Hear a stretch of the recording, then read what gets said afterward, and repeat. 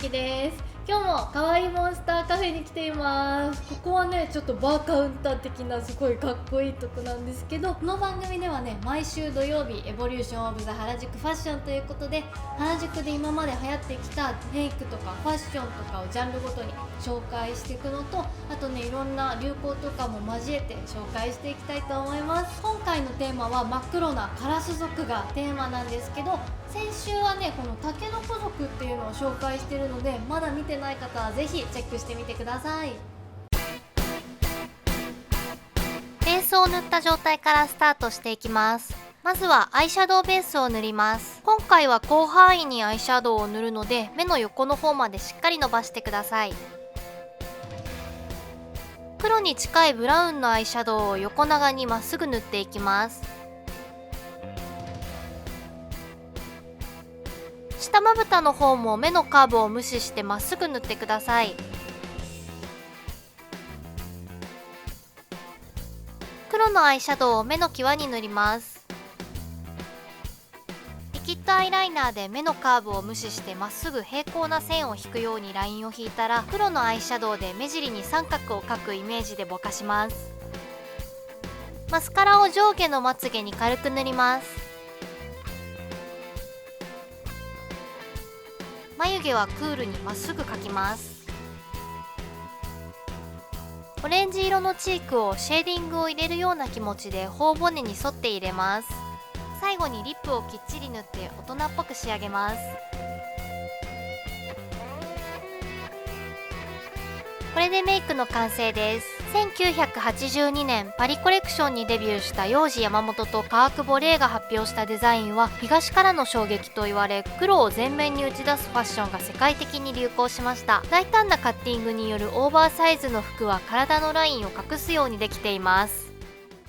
それじゃあ今日のトピック、私がなんで原宿系になってったかって話をしたいと思います。可愛いものとかすごい好きなんですよ、ちっちゃい頃から。で幼稚園の頃からもうねお人形のお洋服とか作るのが好きで、縫い物とか全然できなかったんだけど、布切って紐で縛ってとかして作ってました。で小学校高学年ぐらいになるとなんか自分でもお洋服自分で選んでくるようになったり、あとねリメイクとか自分のお洋服作るようになってきました。でね、リメイクはねうまくいく時もあれば失敗する時もあって、友達にねバカにされる時も結構あったんですけど、でもね世界に1個しかない自分だけのものが作れるってことでね、そこからどんどんねハマっていきました。で中学生ぐらいになると私ねまず原宿よりも前に渋谷に通うようになりました。渋谷のマルキューに行ってねいろいろお洋服とか買ったりしてたんですけど、ギャルではなかったんですけどね、やっぱ流行のものミーハーだからいろいろ欲しいなと思って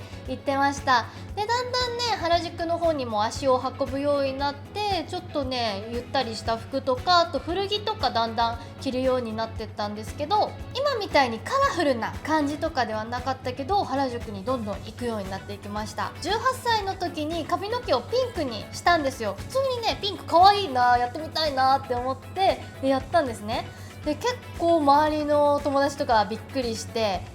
どうしちゃったのみたいな感じにも思われたんですけど、自分ではねすごいピンクに染めた時のなんかドキドキした感じがたまらなくって、でちょうどその頃ね同時に原宿の 6% ドキドキっていうお店に通うようになりました。このお店も本当にね原宿昔からある有名なお店なんですけど、私ねこのお店発見したんですよね。散歩してて発見して、でも実は発見じゃなくてこれが再会で、小学生の時にテレビでこのお店も見てて、でお母さんと一緒にね行ったことがあるんですよ。でその時はお店がすっごいキラキラしてて、多分現実じゃなくて夢だなみたいな感じで記憶の中にはあったんですけど、散歩してたらお店があったから、これ現実なんだみたいな感じの驚きもあって、そこからねどんどんハマって、そういったカラフルなものとかもどんどん身につけるようになって、どんどんいろいろ着飾っていくようになりました。でそうするとやっぱり学校とか地元じゃ浮くんですよね。でも原宿だとね、着飾れば着飾るほどみんなが